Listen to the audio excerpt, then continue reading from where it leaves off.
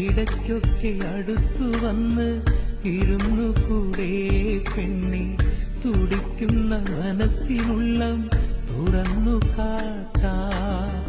മറക്കില്ല മരിക്കുവോളം മനസ്സിനുള്ളിൽ നിന്നെ അടയ്ക്കാതെ തുറന്നു വയ്ക്കാം നീ വരുമെങ്കിൽ. എന്റെ പടച്ചോനെ, അവളെന്തൊരു സുന്ദരിയാണെന്നേ കണ്ണുമിഴിക്കാതെ ഞാൻ കണ്ടൊരു ദേവതയാണ്.